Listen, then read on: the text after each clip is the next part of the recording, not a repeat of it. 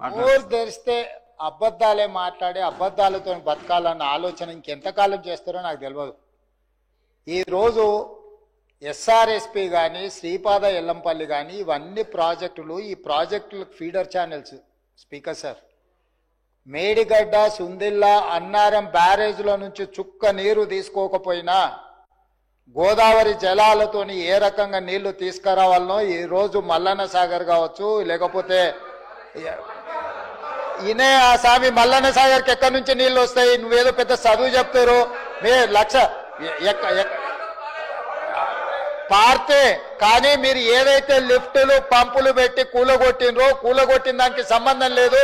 శ్రీపాద ఎల్లంపల్లి లేకపోతే శ్రీరామ్ సాగర్ ఇవన్నీ ప్రాజెక్టులు మీ తాతల కాలంలో కట్టిన కాంగ్రెస్ ప్రాజెక్టులు.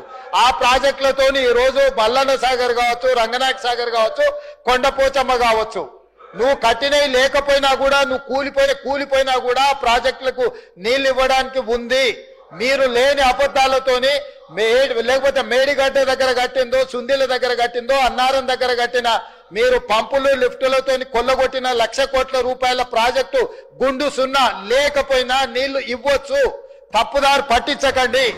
రెండవది, ఈరోజు మీరు పదే అక్కడ లగచర్లలో జరిగిందంటున్నారు అధ్యక్ష.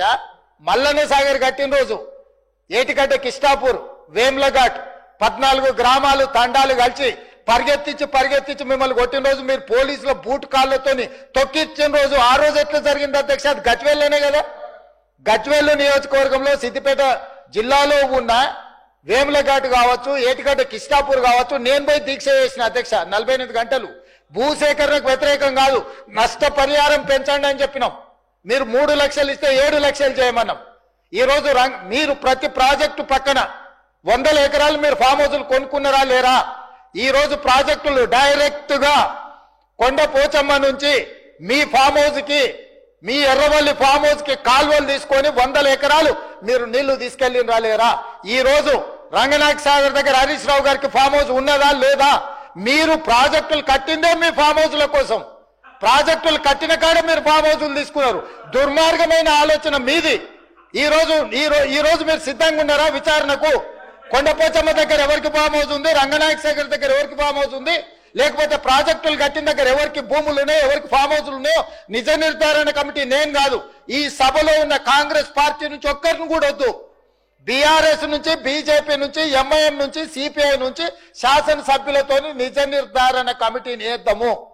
కట్టుకున్న ప్రాజెక్టులల్లా మీ చుట్టాల భూములను ఎట్లా తొలగించిండ్రు, మీ భూములను ఎట్లా తొలగించిండ్రు?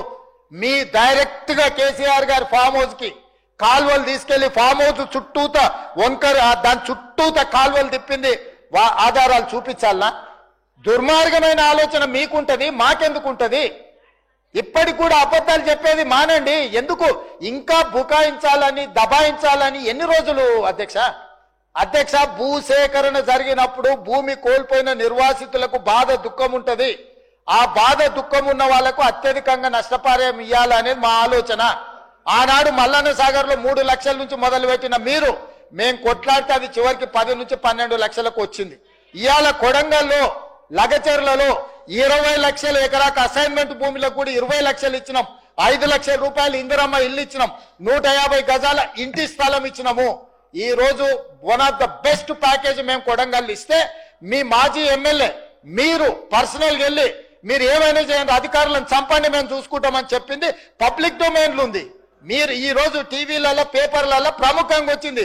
వచ్చిన వాళ్ళు వచ్చినట్టు చంపండి అని చెప్పి హరీష్ రావు, కేటీఆర్ చూసుకుంటారని చెప్పి నరేందర్ రెడ్డి గారు అక్కడికి వెళ్ళి మాజీ ఎమ్మెల్యే పబ్లిక్ లో స్టేట్మెంట్ ఇచ్చిండు. ఇట్లా అధికారులను 10 ఏళ్ళ అధికారంలో ఉన్న మీరు అధికారులను చంపమని, ఏ అధికారులు అయితే ఈ తెలంగాణ రాష్ట్ర అభివృద్ధి కోసం పనిచేస్తారో గా అధికారులను చంపమని ప్రోత్సహించిన మీరు ఈ రోజు వచ్చి మీరు భూసేకరణ గురించి మాట్లాడుతున్నారా? మీరు మాకొచ్చి చదువు చెప్తున్నారా?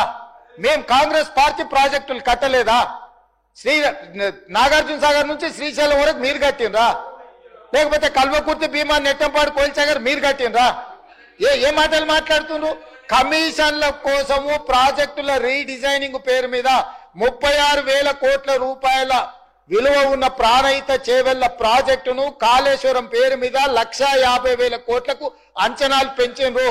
ఇప్పటి వరకు మీరు అధికారం దిగిపోయే నాటికి 1,02,000 కోట్ల రూపాయల బిల్లులు చెల్లించిండ్రు. మీరు అత్యంత అవినీతికి పాల్పడ్డ ప్రాజెక్టు మీద ఈ రోజు విచారణ 1 మ్యాన్ కమిషన్ ఎంక్వైరీ జరుగుతుంది. మీరు చెప్పిన ప్రజల సెంటిమెంట్ అయిన పవర్ ప్రాజెక్టులు విద్యుత్తు ముసుగులో 1,000 కోట్ల రూపాయలు కూలగొడితే ఈ రోజు కమిషన్ రిపోర్ట్ ఇచ్చింది. మీరు ఫ్రాడ్ చేసిండ్రు, ఫ్రాడ్ కి వీళ్ళని శిక్షించమని 1 మ్యాన్ కమిషన్ సుప్రీంకోర్టు వరకు పోయి కొట్లాడిండ్రు. సుప్రీంకోర్టు జడ్జి వచ్చి వీళ్ళు ఫ్రాడ్ చేసిండ్రు, వీళ్ళని శిక్షించమని నివేదిక ఇచ్చిండ్రు. అధ్యక్ష, వీళ్ళ నివేదికలు మేము ఆరోపణ చేయట్లే. ఈ రోజు కమిషన్ ఇచ్చిన నివేదికలు ఉన్నాయి. తొందరలోనే దాంట్లో జైలుకు పోతారు. జైలుకు పోయే దాని గురించి వాళ్ళు చెప్తున్నారు. ఇప్పుడు ఏ విచారణ సంస్థ విజిలెన్స్ అండ్ ఎన్ఫోర్స్మెంట్ నివేదిక ఇచ్చింది ఈ రోజు కాళేశ్వరం మీద. ఆ నివేదికను వచ్చే సభలో ఇదే సభలో పెట్టి చర్చ పెడదాం. ఎవరెవరు ఏ రకంగా ప్రాజెక్టు రీడిజైనింగ్ పేరు మీద ఎట్లా కొల్లగొట్టిందో వాటి అన్నిటిని తీసుకొద్దాం. అధ్యక్ష, ఇవాళ వీళ్ళు ఎంతసేపు ఉన్నా మేము అబద్ధాలని చెప్తాం. ఆనాడు 2013 భూసేకరణ చట్టం ఉంటే దాన్ని కాదని జీవో నెంబర్ 123 అని కొత్త జీవో, కొత్త రాజ్యాంగం కనిపెట్టి బయింగ్ అండ్ సెల్లింగ్ ప్రాసెస్ లో ఒక నోడల్ ఆఫీసర్ను పెట్టాం, డబ్బులు ఇస్తాం, భూములు గుంజుకుంటాం అని చెప్తే కోర్టు కొట్టేయలేదా? కోర్టు మిమ్మల్ని తిట్టలేదా? ఎన్ని నోటిఫికేషన్లను రద్దు చేసింది? ఈ రోజు బలవంతంగా రైతుల భూములను గుంజుకున్నది మీరు. ఒకటే మాట మేమేం చెప్పినాము?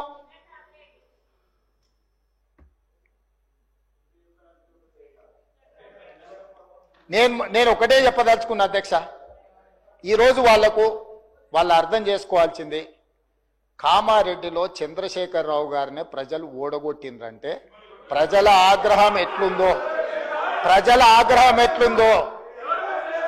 అధ్యక్ష, నాకు ఓటమి మొదటిసారి కాదు. నేను ఓడినా గెలిచిన, కానీ ఆయన ఇంద్రుడు, చంద్రుడు, దేవుడు, తెలంగాణ ప్రదాత, తెలంగాణను ఉద్ధరించడానికే, తెలంగాణకి ఆయన జాతి పిత అని, వీళ్ళు తెలంగాణ జాతి పిత అని చెప్పుకున్న చంద్రశేఖరరావును కామారెడ్డి ప్రజలు బండకేసి కొట్టి ఒక సామాన్యుని ఎమ్మెల్యేగా గెలిపించారు. నేను ఆ రోజే చెప్పిన, నేను పోతుండొచ్చు కానీ పోతా నిన్ను పట్టుకొని పోతా అని.